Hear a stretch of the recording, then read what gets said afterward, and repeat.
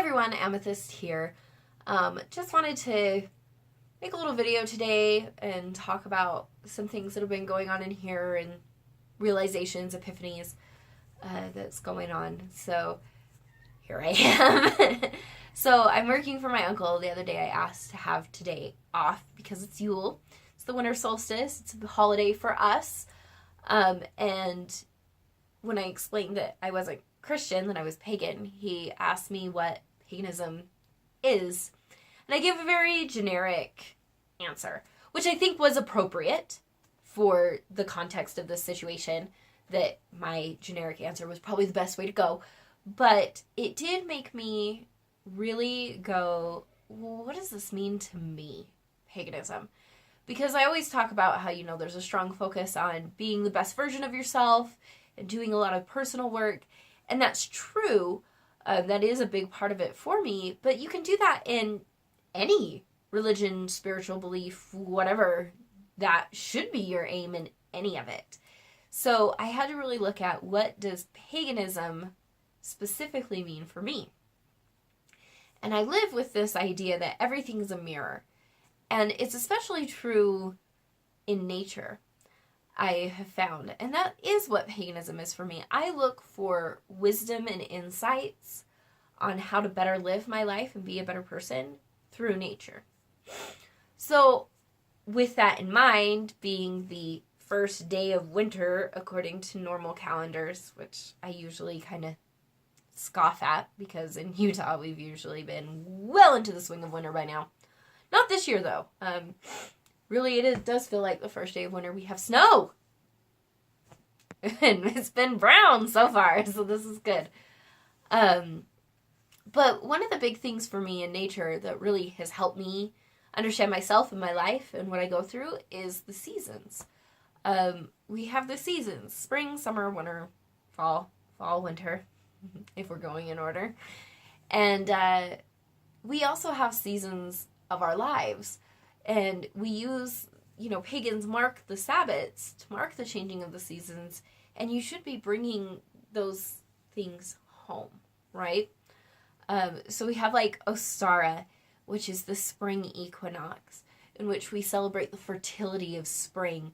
Well, this is the fertility of your mind as well, the creativity, the potential you have to create with your thoughts and making those thoughts into actions, which is summer, when we put our plans and our ideas into action, and you put the work in and reap the benefits in fall when we have the harvest. But fall is also about releasing. It's okay, we've gone through this process, we see the things that aren't working, we release them.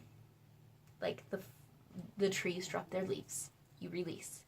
And then winter is a time when you really go inside and reflect and review, make adjustments. And you're not always going to be in line with the physical season as far as seasons of your lives. I have been in a winter in my life for damn near a year and a half. And it's been really rough. And I feel like I'm coming into a spring right about now, but it is the winter solstice, and I'm taking the day to reflect on this winter and kind of wrap it up so I can move into spring. The springtime of my life on the first day of winter. Whatever. It doesn't always line up. And I think there's a lot of wisdom in realizing that your life is a cycle. We think of time as linear. It's so chronological. There's this, and then this, and then this, and then this. But when you really start to look at your life and how things work and how things move, you realize that it's really a cycle. And I watched something the other day. My cousin was watching it, and I need to watch the full thing. Maybe I will today. But I watched part of it, and it talked about the hero's journey, the hero's story. If any of you have studied this, it's super amazing.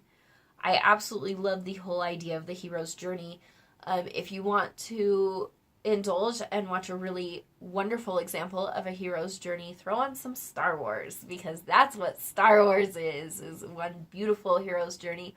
Or read, like, the Odyssey or the Iliad, also heroes' journeys. But the point of these heroes' journeys is when they end, we think of them as an end, but it's actually an invitation to start again. And the meaning of your life are these stories, these journeys you go on. I really loved that idea. That's the meaning. That's the purpose, is the stories that you bring back from your heroes' journeys. And I say journeys. You're going to do this over and over and over again. And it's the same cycle. And it's the same idea of the seasons that cycle through.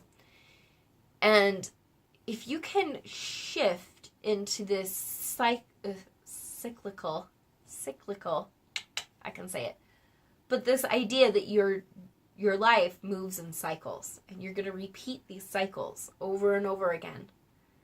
And you can change things along the way. You have the power. Write your own damn story.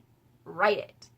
And the whole point of the hero's journey is the lessons that you learn. It's not whatever treasure you were questing for, whatever that is, that the stories are always about. The real treasure is not the pile of gold that the hero has gone to find. It's the experiences that he learns on his journey and brings back. Or her. And when you can move into this thinking, you find a lot of self-love in it, because you realize that there are cycles. I used to beat myself up all the time when I would make stupid mistakes. When I make stupid mistakes, because I'm still doing it, and I will until the day I die. I used to get so mad at myself. Why haven't I learned? I should be smarter than this. And it's a cycle. There's so many layers to your journey. And when I learned that, I was able to give myself a little more love, a little more compassion, a little more patience with myself. Yes, I have made stupid mistakes before. I learned those lessons. I'm making new mistakes now. And I get to learn those lessons. And I will make totally different mistakes in the future and learn those lessons. And it's fine as long as I keep learning, as long as I'm not repeating the same journey over and over again. As long as I'm progressing in that sense, I'm really happy with myself and where I'm going. And to even say that aloud is huge for me. I'm very critical of myself, though people don't see that because I keep it to myself. But my inner dialogue is really, really harsh. And I'm not very good at giving myself a when I need it. So I'm turning a new leaf. Well, this is my latest cycle, right? And we'll see what the next one is. But look at nature. This is what paganism is for me. It's finding wisdom in nature. And we have the winter solstice. It's today. Nature is doing something different today. If you're living in my area and there's snow. And go outside and find something in nature that inspires you today. I don't care where you are. I don't care what the weather's like. I don't care what's going on. Go outside, be in nature, be inspired, and take those lessons and apply them to your life. And there's so much that can just be learned through observation. So go make those observations today and learn and grow and have a beautiful and safe winter solstice. Stay inside if you don't need to go anywhere on these roads. They're a little scary. Have a good one.